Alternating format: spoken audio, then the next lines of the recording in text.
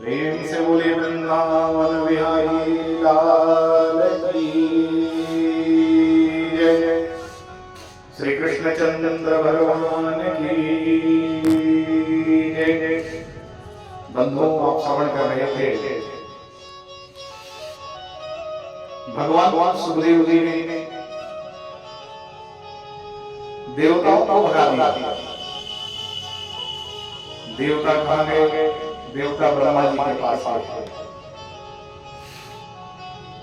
अब इसमें समझने वाली बात यह है कि देवता ब्रह्मा जी के ही पास आए।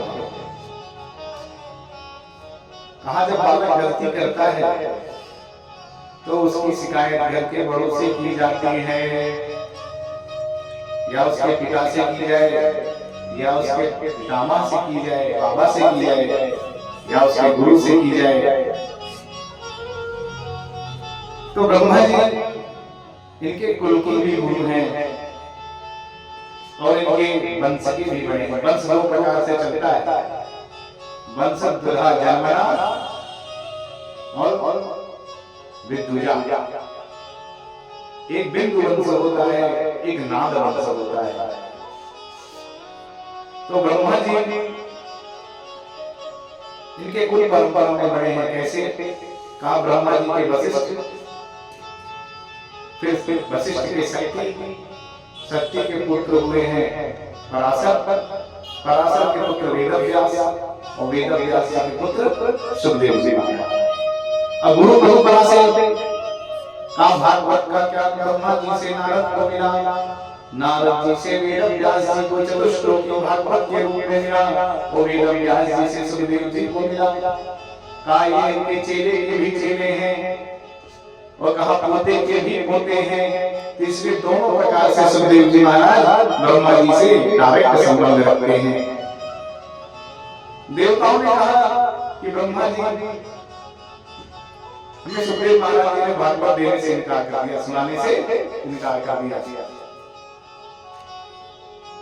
तो ब्रह्मा जी ने कहा चुपचाप बैठो और देखो कि 7वें दिन राजा की क्या गति होती है।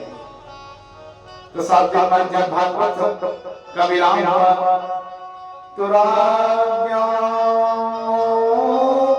तथा भिक्षु पुरादाता विस्मृता पुराधाता विस्मृता। धाता ने ब्रह्मा जी जब राजा की गति को देखा, मोक्ष को देखा, तो ब्रह्मा जी विस्मृत हो गए। सत्यलोके तुलावद्भा, सत्यलोक में तुला बांधी गई, तराजू बांधी गई, और मोक्ष के जितने साधन हैं सबको एक पल्ले पर रखा गया और भागवत को दूसरे पल्ले पर रखा। सारे साधन ऊपर उठ गए और भागवत जी नीचे रह गए, भारी पड़ गई।